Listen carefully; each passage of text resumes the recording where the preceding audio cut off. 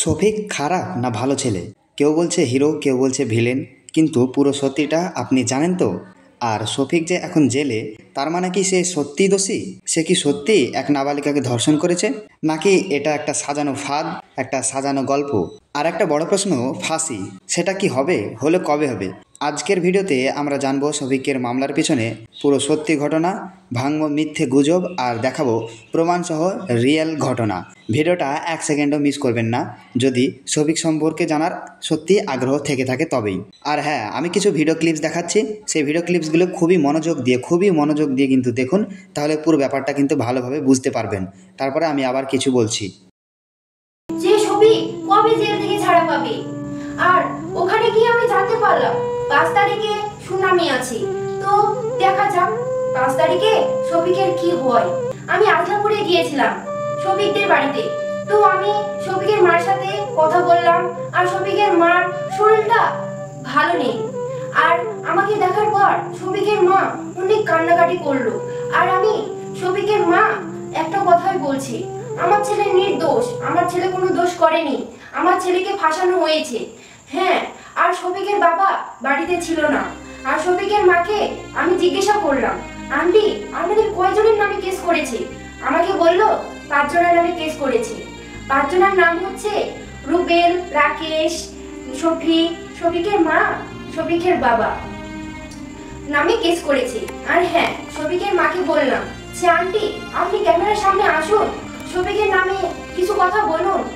শফিকের তো অনেক ফ্যান ফলোয়ার আছে, আপনি শফিকের নামে কিছু বলেন, তাহলে তো শফিকের ফ্যান ফলোয়াররা জানতে পারবে যে শফিক দোষী না নির্দোষী। কিন্তু শফিকের মা আসতে চাইলো না। তো আমি শফিককে দেখতে গিয়েছিলাম, শফিক অনেক কান্নাকাটি করছিল। আমি ওকে সান্ত্বনা দিলাম, তুই কান্না করিসনি, আমরা সবাই তোর পাশে আছি, তুই খুব তাড়াতাড়ি এখান থেকে ছাড়া পেয়ে যাবি। আর ওখানে গিয়ে আমি জানতে পারলাম 5 তারিখে শুনানি আছে।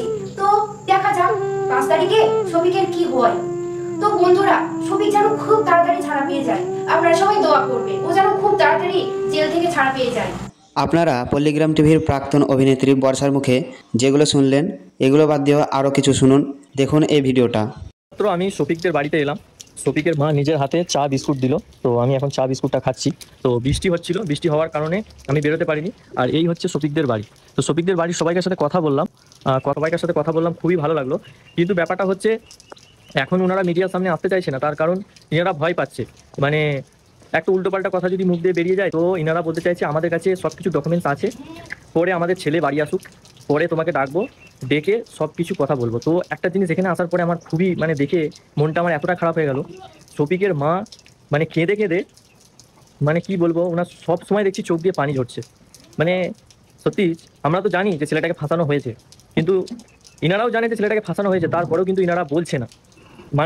এই মানুষগুলো এতটাই ভালো যে ইনারা বলছে না। তো ইনারা বলেছে আমরা পরে বলবো। তো যাই হোক, আল্লাহর কাছে দোয়া করি শফিক খুব তাড়াতাড়ি ছাড়া পেয়ে যাবে। আর শফিকের মাকে বারবার আমি বোঝাচ্ছি যে আল্লাহ যা করে ভালোর জন্য করে। এখন তোমাদের সাথে খারাপ হয়েছে, কিছুদিন পরে ভালো হবে। রাতের পরে যেরকম দিন আসে, সেরকম শফিকের এখন খারাপ সময় যাচ্ছে, ভালো সময়ও আসবে। তবে যে বললাম আল্লাহ যা করে ভালোর জন্য করে, এই কথাটা বলার কারণ হচ্ছে জীবনে চলার পথে শফিক যেগুলো ভুল করেছে, যে এই পথে চললে আমার ক্ষতি হবে বা ভুল হবে, সেই সব জিনিসগুলো কিন্তু নিজে নিজে শিখে যাবে। তো যাই হোক, এসে আমার অনেকটাই ভালো লাগলো। আর এই হচ্ছে শফিকদের বাড়ি। এতক্ষণ আপনারা সকলেই বর্ষা এবং এই ভাইটির কথা শুনলেন। এবার আপনারা শুনুন শফিকের নিজের কাছের বন্ধু, খুবই কাছের বন্ধু ইমরান কি বলে। ইমরান নাকি সেখানে গিয়েছিল এবং ইমরান অনেক কিছু তথ্য কালেক্ট করেছে, তো সেগুলো আপনাদের সামনে শোনাবে, সেগুলো শুনুন আপনারা। তো বন্ধুরা, প্রথম কমেন্ট হচ্ছে ফারুক মমিন কমেন্ট করেছে, শফিক ভাইকে বলো দিব যেন না দেয়, মেয়েটা দেখতে ভালো। তো বন্ধুরা, আমি এটা শফিককে বলেছিলাম যে যথেষ্ট ভালোই মেয়ে, হ্যাঁ শিক্ষিত মেয়ে, ভালো মেয়ে। তো তারা দুজন যাতে একসাথে থাকে, আমি এটা বলেছিলাম। কিন্তু এখন কি হয়, তারা দুজন একসাথে থাকে কি থাকে না, কি হয় না হয়, তোমরা আস্তে আস্তে সবই জানতে পারবে। যে লিখেছে যে তুই বন্ধু নামে কলঙ্ক, বিপদে বন্ধুর পাশে থাকা দরকার। তো বন্ধুরা, যারা এই কমেন্টটা করেছো বা যে কমেন্টটা করেছো বা যারা এটা মনে করছো, তাদেরকে আমি বলি যে শফিককে বর্তমানে জেলে নিয়ে গেছে। হ্যাঁ, তো শফিককে বর্তমানে জেলে নিয়ে গেছে, আর আমি বিপদের সময় পাশে আছি না আছি সেটা তো তোমরা দেখতে পাচ্ছ না, আমি কি করছি না করছি। একটা বন্ধু জেলে আছে, হ্যাঁ, তো তো আমি তাকে বাঁচার চেষ্টা করছি কিনা বা আমি কি করছি বা আমি কতটা পাশে আছি না আছি তোমরা তো দেখতে পাও না। হ্যাঁ, আমি যথেষ্ট চেষ্টা করছি তাকে বাঁচানো, ঠিক আছে, তাকে জেল থেকে ছুটানো, কিন্তু আমি তো একা কিছু করতে পারবো না। কারণ আমি রিসেন্টলি গিয়েছিলাম ওখানে, তো শফিকের বাড়ি গেছিলাম, তো ওখানে গিয়ে দেখলাম যে শফিকের বাবা নিজেই বাড়িতে নেই। হ্যাঁ, আর সবথেকে বড় কথা হচ্ছে শফিকের নম্বর সুইচ অফ, শফিকের বাবার নম্বর সুইচ অফ, আমি কারোর সঙ্গে ঠিকঠাক যোগাযোগ করতে পারছি না, ঠিক আছে। আর আমি গেলাম শফিকে দেখতে, যেখানে ও জেলে আছে, মানে একটা হোমে আছে, তো ওখানে গেলাম, তো আমি শফিকে দেখতে পেলাম না, কারণ ওখানকার পুলিশ যারা আছে ওরা বলছে কি যারা হোমে থাকে তাদেরকে দেখার পারমিশন সবসময় থাকে না। তো আমি সেখানে গিয়ে দেখতে পারিনি, ঠিক আছে। তাছাড়াও আমি যে পল্লীগ্রামে যে রবিউল, তাকেও আমি রিকোয়েস্ট করেছি যে একটু দেখো তোমরা, তোমাদের চ্যানেল তো আগে কাজ করতো, এখন হয়তো কাজ করে না, কিন্তু তোমাদের চ্যানেল তো বড় হয়েছে, তো তোমরা একটু দেখো ওকে একটু ছোটার ব্যবস্থা করো ওখান থেকে, জেল থেকে।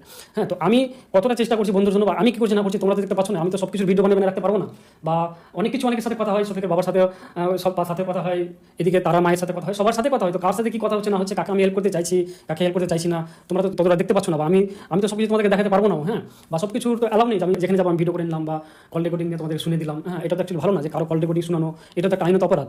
তো সব কিছু আমি তোমাদেরকে দেখাতে পারছি না, আমি বুঝাতে পারছি না যে আমি বিপদে আছি না নেই। হ্যাঁ, অবশ্যই আমি বিপদে আছি, হ্যাঁ, আমি অবশ্যই হেল্প করার চেষ্টা করছি, আমার দিক থেকে আমি যথেষ্ট হেল্প করার চেষ্টা করছি, কিন্তু আমি একা কতটুকু হেল্প করবো বলো। তবে হ্যাঁ, আমি একটা কথা বলেছি, আমি তারার যেটা মা, তো ওকে আমি একটা কথা বলেছি যে তোমরা একটা মীমাংসা করো, ঠিক আছে, এইভাবে তো হবে না, এইভাবে আরো কেসটা জটিল হবে আরো বেশি করে।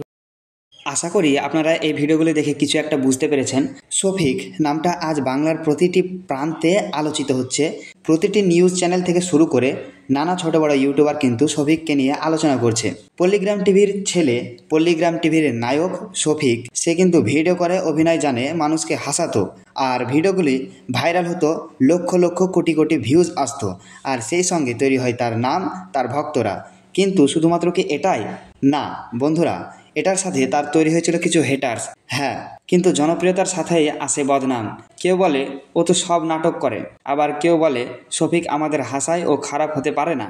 কিন্তু হঠাৎ করেই শফিকের জীবনে ঝড় নামে। শফিক পল্লীগ্রাম টিভি থেকে বেরিয়ে চলে আসে এবং তার বিরুদ্ধে কিন্তু অভিযোগ আসে যে সে নাকি ধর্ষণ করে। কিন্তু আসলে বন্ধুরা, সে কিন্তু ধর্ষণ করেনি, সেটা তার বউ ছিল, এবং তার বউয়ের বাবা মারা কিন্তু শফিকদের বিরুদ্ধে কেস করে দেয়, এবং শফিকের বাবা মারাও কিন্তু তার বউয়ের বাবা মার বিরুদ্ধে কিন্তু কেস করেছিল। এভাবে কিন্তু একে অপরের বিরুদ্ধে কেস করে, এবং তারা যেহেতু নাবালক, সেই হেতু ভারতের আইন অনুযায়ী তারা কিন্তু দুজনেই এখন পর্যন্ত হোমেই আছে, আর 5 তারিখে নাকি তাদেরকে ছেড়ে দেওয়া হবে। দেখা যাক কতদূর কি হয়। আপনারা এটা জানার জন্য কিন্তু আমার চ্যানেলটি সাবস্ক্রাইব করে রাখুন, কারণ আমি আপডেট পাওয়া মাত্রই আমি এই চ্যানেলে কিন্তু খবরটা দিয়ে দেবো আপনাদেরকে। আর হ্যাঁ, সবাই বলছে শফিক নাকি জেলে আছে। না ভাই, ব্যাপারটা সম্পূর্ণ মিথ্যা, কারণ তারা নাবালক, তারা জেলে নেই, তারা আছে হোমে। আর যেহেতু সে নাবালক, সেহেতু তার ফাঁসি হবে না। ফাঁসি হওয়ার ঘটনাটা একদমই গুজব গুজব গুজব। আপনারা অন্যান্য ইউটিউবারদের মিথ্যে কথাগুলো থেকে দূরে থাকুন, গুজব থেকে দূরে থাকুন। আপনি আমার চ্যানেলটি সাবস্ক্রাইব করে রাখুন, কারণ আমি এখানে সবসময় সত্যটাকে যাচাই করার চেষ্টা করি। আর হ্যাঁ, শফিকের টিম 3টে ভিডিও বানিয়েছিল, যেগুলি কিন্তু খুব শীঘ্রই আপলোড হওয়ার কথা ছিল। কিন্তু কি হয়েছিল, যখন তারা ভিডিওগুলির ট্রেলার আপলোড দিচ্ছিল, তখনই কিন্তু তাদের চ্যানেল ডিলিট হয়ে যাচ্ছিল। অর্থাৎ মেন ভিডিও আপলোডের আগেই কিন্তু তাদের চ্যানেল ডিলিট হয়ে যাচ্ছিল। এই কারণেই কিন্তু তারা আপলোড দিতে পারেনি, এবং তাকে কেউ ফেক স্ট্রাইক দিচ্ছে। সেটা আপনারা হয়তো অনুমান করতে পারছেন, বা কে হতে পারে সেটা গেস করে কমেন্ট করুন যে কারা হতে পারে। শফিক ভালো না খারাপ সেটা বলার অধিকার আমাদের নেই, যতক্ষণ না সত্যিটা পুরোপুরি প্রমাণিত হয়, আর যতক্ষণ না পর্যন্ত শফিক বাইরে এসে নিজেই নিজের মুখে সমস্ত সত্যটা সবার সামনে প্রকাশ না করে। কিন্তু একটা কথা মনে রাখবেন, জনপ্রিয় মানুষদের বিরুদ্ধে গুজব খুব সহজে ছড়ানো যায়। আজ আপনি কেউ একজনকে ভালোবাসেন, কাল কেউ তার নামে ভুল কথা ছড়ালেই বিশ্বাস করবেন। কিন্তু আসলে আমাদের উচিত সব দিক দেখে বোঝা। শফিক এখন হয়তো ভেঙে পড়েছে, কিন্তু তার পাশে দাঁড়ানো এখন দরকার, কারণ তার বাবা মা দুজনেই অসুস্থ হয়ে যাচ্ছে তার সন্তানের জন্য, এবং তার সন্তান অর্থাৎ শফিকও কিন্তু খুবই কাঁদছে, এটা নাকি বলছে। আপনারা শুনলেন, বর্ষা বলল। যদি আপনারা চান শফিক ফিরে আসুক, সত্যিটা সবাই জানুক, তাহলে একটিবার লাইক দিন, কমেন্ট করুন, আর কমেন্টে লিখুন জাস্টিস ফর শফিক। আর অবশ্যই চ্যানেলটাকে সাবস্ক্রাইব করুন, কারণ আমরা জানবো শফিকের জীবন নিয়ে আরও চমকপ্রদ তথ্য। And thank you for watching this video. Do subscribe, stay motivated, be a good human. Khuda Hafiz.